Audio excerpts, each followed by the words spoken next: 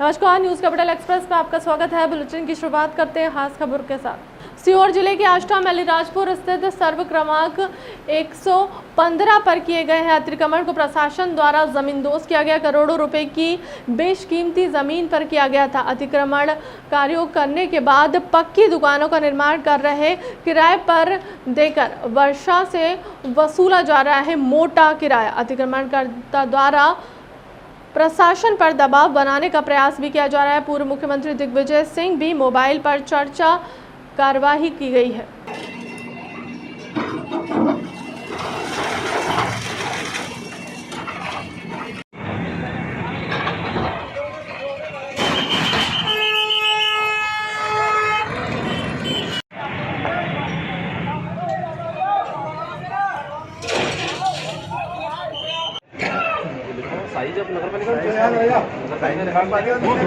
दुर्वेजी बता देंगे 50 से कब तक निर्माण दुर्वेजी कराएंगे आगे नामांकन होता है 250 ये तो टैक्स अभी जमा करेंगे कुछ दिन एक लोग अदालत वगैरह रखती है 250 टैक्स तो अलग टैक्स का कोई टैक्स तो आपसे लेंगे तो प्रॉपर्टी होती है टैक्स। काफ़ी दिनों से था ये अतिक्रमण हिफाजुर रहमान है, जिनको भैया मियाँ के नाम से भी जाना जाता है। इन्होंने अतिक्रमण करके यहाँ पर करीब 1 एकड़ भूमि पर अतिक्रमण है, इनका अवैध अतिक्रमण। इन्होंने कुछ 10-15 दुकानें भी बना दी थी और पूरी भूमि पर अतिक्रमण था। पहले जो है आदेश पारित कर दिया गया था न्यायालय तहसीलदार के द्वारा और इनको कहा था कि आप अपना इन्फोर्समेंट हटा लीजिए। इन्होंने नहीं हटाया। 4 तारीख को इनको एक और नोटिस दिया था कि आप 3 दिन में हटा लीजिए, उसके बाद भी नहीं हटाया। तो आज बलात् रूप से हटाने की कार्रवाई चल रही है और पूरी जो है नगर पालिका की और पुलिस और प्रशासन की पूरी टीम संयुक्त रूप से अतिक्रमण हटा रही है। ऐसी बड़ी कार्रवाई अन्य जगहों पर भी आने समय में देखने को मिलेगी। देखिए, अतिक्रमण जहाँ पाया जाएगा और अतिक्रमण के खिलाफ क्योंकि प्रदेश व्यापी मुहिम चली रही है, जैसा कि आप लोग देख रहे हैं, माननीय मुख्यमंत्री महोदय भी जो है अतिक्रमण के खिलाफ काफी सख्त है। तो अतिक्रमण हटाने की कार्रवाई तो चली रही है और प्रत्येक माह कंटिन्यू चलती है। ये तो एक जो है निरंतर प्रक्रिया है। जहाँ भी इंक्रोचमेंट पाए जाते हैं उनको हटाने की कार्रवाई होती है, चलती है। मुस्लिम धर्मावलंबियों का पवित्र रमजान माह के आज 26वें रोजे पर शब-ए कद्र की रात मुस्लिम समुदाय की सबसे ज्यादा इबादत की रात होती है। इसी रात में जबलपुर शहर के तमाम हाफिजों का इस्तकबाल प्रोग्राम अलग अलग जगहों पर किया जाएगा। 4 खंबा स्थित मंच पर नेता मतीन अंसारी व इस्तियाक अंसारी द्वारा तमाम हाफिजों का फूल माला शॉल पहनाकर इस्तकबाल किया गया है। इस अवसर पर मुख्तार नादिर शायर जबलपुरी ने मंच पर आकर मेहमानों का स्वागत सम्मान किया।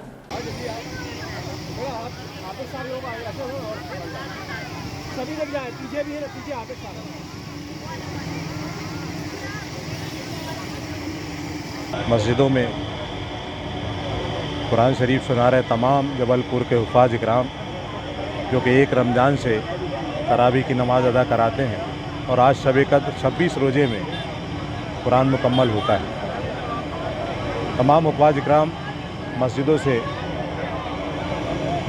इस कुरान पाक मुकम्मल करने के बाद मस्जिद में जमात के द्वारा इस्तकबालिया प्रोग्राम रखा जाता है और उसी सिलसिले में एक कदीमी बहुत पुराने दौर से हमारे बुज़ुर्गों ने एक रवायत बनाई है कि पूरे मुस्लिम क्षेत्र जो भी मस्जिदें हैं तमाम हुफ़ाज़ इकराम वहाँ से जुलूस की शक्ल में 4 खंबे पर आते हैं और यहाँ पर मदनी मिल्लत सेवा समिति के तमाम मेंबरान की जानिब से उनकी दस्तारबंदी और लगातार ये 31 साल हो गए दस्तारबंदी को। तो इस मुबारक मौके पर माह रमज़ान है, यही दुआ करेंगे अल्लाह पाक से कि जबलपुर संस्कार धानी में हमारा जो भाईचारा, सद्भावना, प्यार, मोहब्बत ये हमेशा कायम रहे और हम सभी धर्म मजहब के लोग मिलजुल कर एक दूसरे के त्यौहार को इसी तरह मनाते रहें।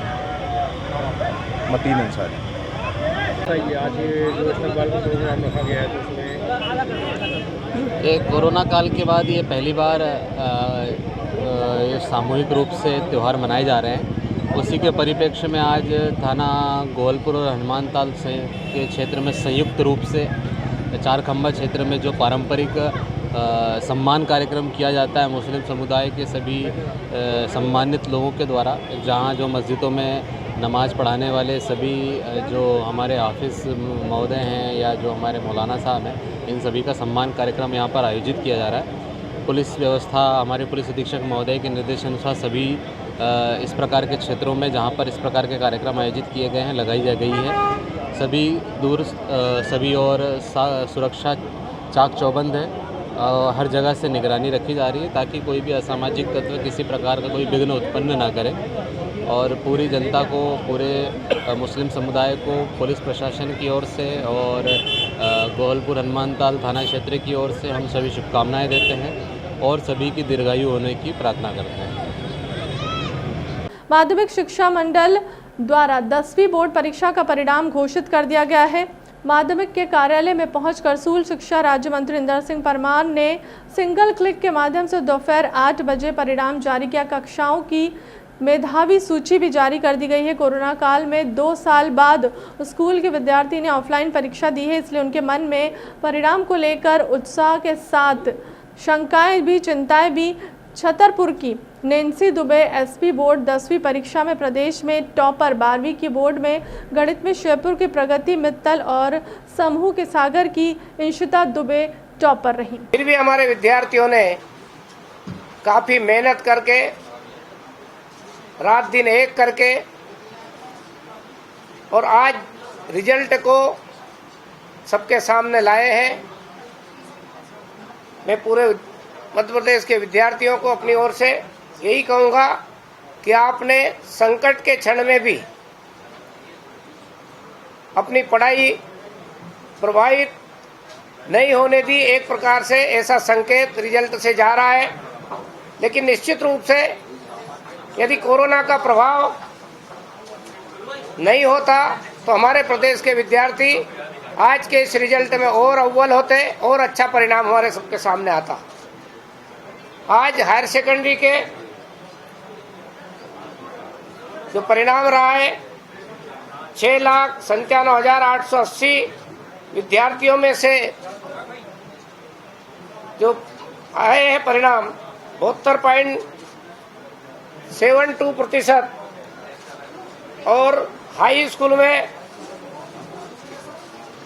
10,29,698 विद्यार्थियों में से जो परिणाम आया है 59.54% परिणाम ये रहा है स्कूल का। प्रवीण सूची में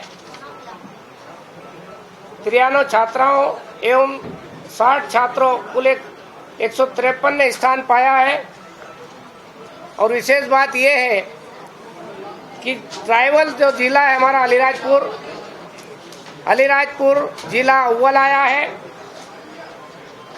अलीराजपुर जिले का परिणाम 93.24% रहा है और दूसरा जिला दमोह जहाँ पर 89.18% रहा है। यानी अलीराजपुर नंबर 1 पे, नंबर 2 पे दमोह रहा है हायर सेकेंडरी में। लेकिन एक और विशेष बात कि हाई स्कूल में उल्टा हुआ है। हाई स्कूल में दमोह नंबर 1 पर आया है और अलीराजपुर नंबर 2 पर आया है। यानी नंबर 1 और 2 आपस में ही एक्सचेंज जैसे हुए हैं। मैं दोनों जिले के शिक्षकों को भी बधाई देता हूँ, वहाँ के विद्यार्थियों को बधाई देता हूँ, अभिभावकों को बधाई देता हूँ कि वहाँ के जहाँ पर अपेक्षा लोगों को शायद कम रहती है अलीराजपुर जैसे ज़िले में, वहाँ का परिणाम निश्चित रूप से हमारे लिए बहुत आशाजनक है, उत्साहवर्धक है। हम सब जानते हैं कि मध्य प्रदेश में जिस प्रकार से आज परिणाम की घोषणा की एक्सचेंज जैसे हुए हैं, मैं दोनों जिले के शिक्षकों को भी बधाई देता हूँ, वहाँ के विद्यार्थियों को बधाई देता हूँ, अभिभावकों को बधाई देता हूँ कि वहाँ के जहाँ पर अपेक्षा लोगों को शायद कम रहती है अलीराजपुर जैसे ज़िले में, वहाँ का परिणाम निश्चित रूप से हमारे लिए बहुत आशाजनक है, उत्साहवर्धक है। हम सब जानते हैं कि मध्य प्रदेश में जिस प्रकार से आज परिणाम की घोषणा हो रही है, विद्यार्थियों की संख्या, बैठने वालों की बड़ी संख्या थी। मैं उन विद्यार्थी भाइयों बहनों से प्रार्थना करता हूं, निवेदन करता हूं जो शायद कम अंक लाने के कारण से असफल हुए हैं। मेरी मान्यता है कि असफलता से घबराने की जरूरत नहीं है। किसी को डरने की जरूरत नहीं है।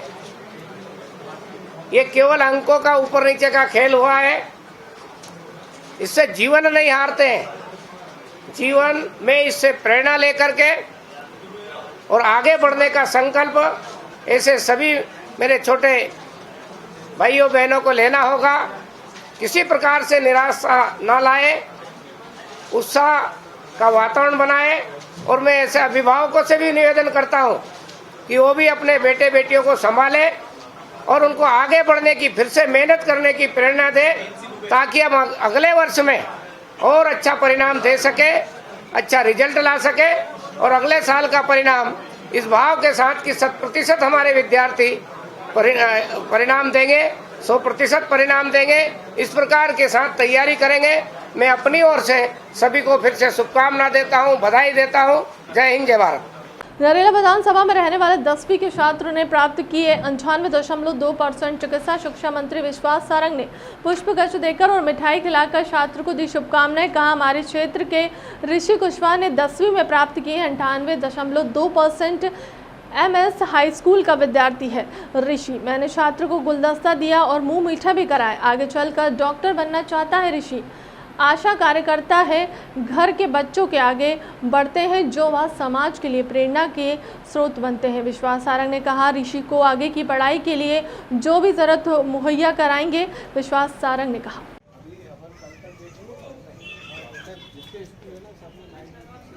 आज हमारे क्षेत्र के लिए खुशी का दिन है। हमारे क्षेत्र का बच्चा ऋषि कुशवाहा ने 10th में 98.2% प्राप्त किए हैं। मेरे क्षेत्र में रहता है और MM हाई स्कूल जो हमारे क्षेत्र में ही है उसका विद्यार्थी है। आज मैंने स्वयं आकर उसे बधाई दी है, उसे बुके दिया, गुलदस्ता दिया, उसे मिठाई खिलाई। और जब मैंने उससे ऋषि से पूछा कि वो क्या बनना चाहता है तो उसने कहा है कि वो डॉक्टर बनना चाहता है। तो आज मैंने ये भी घोषणा की है कि ऋषि को आगे की पढ़ाई के लिए जो भी ज़रूरत पड़ेगी, किसी भी तरह की कोचिंग की ज़रूरत होगी तो वो मैं मुहैया कराऊंगा। एक इसमें बहुत अच्छी बात है कि ऋषि की माताजी आशा वर्कर हैं। तो ऐसे परिवार के बच्चे जब आगे बढ़ते हैं तो ये हमारे लिए बहुत प्रसन्नता की बात होती है और समाज के लिए प्रेरणा की बात होती है। इनकी माताजी दिन भर मेहनत करती हैं और बच्चे को अच्छी शिक्षा भी दे रही हैं। हमारे MM स्कूल के संचालक गणों को भी मैं बधाई दूंगा। ये 2 बच्चियां, इनके भी 90+ % आए हैं। तो ये हमारे ऐसे क्षेत्र में जो अपेक्षाकृत आर्थिक रूप से कमज़ोर लोगों का क्षेत्र है, उसमें जब ऐसे होनहार बच्चे निकलते हैं तो ये समाज के लिए एक अच्छा मुझे लगता है संकेत है। और मैंने आज बधाई दी और आगे जो भी ऋषि को ज़रूरत होगी उसके लिए हम तत्पर हैं। मुख्यमंत्री शिवराज सिंह चौहान ने शुक्रवार को 2000 नवीन 108 एम्बुलेंस को लाल परेड ग्राउंड पर हरी झंडी दिखाकर रवाना किया। मध्य प्रदेश के हर जिले में 108 की सेवा संचालित होगी। यह सभी एम्बुलेंस सर्व सुविधा युक्त होगी।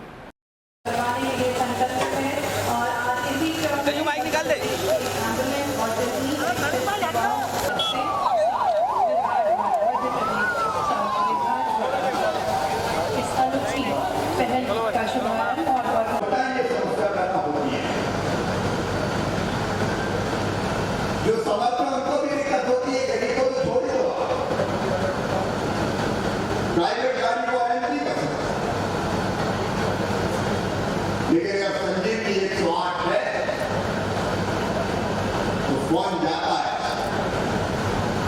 कम समय में रिस्पॉन्स मिलता है और आधुनिक सुविधाओं से, अत्याधुनिक चिकित्सा सुविधाओं से, इमरजेंसी सुविधाओं से लैस ये संजीवनी 108 सत्तर संजीवनी बूटी का काम करती है। समय पे अस्पताल पहुंचा के लोगों की जिंदगी बचा लेती है।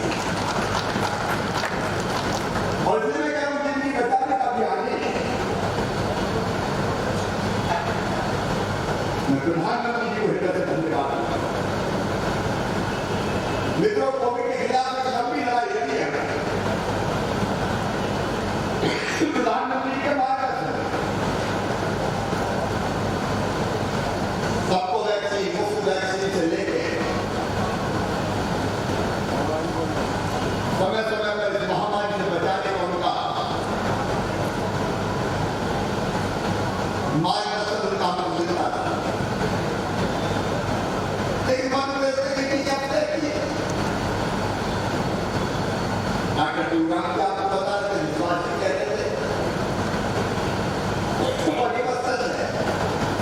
जबलपुर के शासकीय उत्कृष्ट विद्यालय मॉडल हाई स्कूल की छात्रा सिमरन कोष्टा मध्य प्रदेश बोर्ड परीक्षा के परिणामों की प्रदेश की मेरिट लिस्ट में 10वें स्थान पर हासिल किया है। सिमरन कोष्टा गणित संकाय की छात्रा है। उन्होंने मीडिया से बात करते हुए बताया कि उनके टीचर और माता पिता की कड़ी मेहनत का नतीजा है कि उन्हें 12वीं के परीक्षा परिणाम में मध्य प्रदेश में 10वां स्थान हासिल हुआ है। माता पिता द्वारा उन्हें पढ़ाई के लिए प्रोत्साहित हमेशा से ही किया जा रहा है।